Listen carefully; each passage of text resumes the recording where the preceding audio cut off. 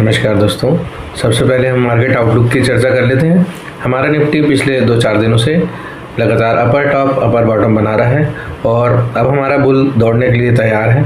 यदि हमारा निफ्टी 25,000 के साइकोलॉजिकल लेवल के ऊपर 2-3 दिन बंद हो जाता है तो निश्चित रूप से एफआईआई शॉर्ट कवर करने पर मजबूर हो जाएंगे, जो अभी 90% शॉर्ट पे बैठे हुए हैं। लेकिन क्या आपका पोर्टफोलियो बुल रन के लिए तैयार है? यदि आप अपने पोर्टफोलियो पे लगातार काम नहीं करना चाहते हैं, लेकर के स्टॉक भूल जाना चाहते हैं, तो आपके लिए म्यूचुअल फंड में निवेश ज़्यादा बेहतर होगा। लेकिन यदि आप स्टॉक में निवेशित हैं तो आपको निश्चित रूप से पोर्टफोलियो में लगातार काम करने की ज़रूरत पड़ती है। दोस्तों, मैं अपनी हर पोस्ट में चर्चा करता हूं कि हमारे पास अलग अलग सेक्टर्स के कम से कम 20 स्टॉक होना चाहिए, यानी किसी भी कंपनी का 5% से ऊपर स्टॉक नहीं होना चाहिए। चलिए, माना कि आपने फंडामेंटल्स पर रिसर्च करके अपना शानदार पोर्टफोलियो बना लिया है, लेकिन हम देखते हैं कि एफआईआईज और डीआईआईज हम रिटेलर्स के पैसों पर लगातार नजर रखते हैं। आपको अपने पोर्टफोलियो में लगातार काम करने की जरूरत है। आप देखेंगे कि तमाम रिसर्च, तमाम एनालिसिस के बाद भी कुछ स्टॉक आपके 30 से 40% गिर जाते हैं। ये एफआईआईज की हैवी सेलिंग के कारण होता है।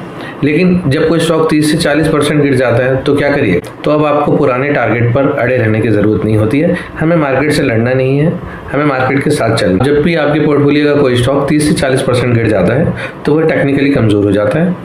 तो अब उसको वापस अपनी उसी ऊंचाई को प्राप्त करने के लिए लगभग 80% का सफर तय करना होता है, जो कि थोड़ा मुश्किल होता है। इसलिए आप अपने पुराने टारगेट्स को छोड़ दीजिए। तो जहां से वह स्टॉक गिरा है बुल रन में, जब भी उसके आसपास आए आप वहां से निकलने की कोशिश कीजिए। शेयर मार्केट में कहते हैं कि जब कोई स्टॉक चवन्नी का हो जाता है तो उसे खरीदने के लिए चवन्नी भी नहीं होती। तो ऐसी स्थिति में क्या करिएगा?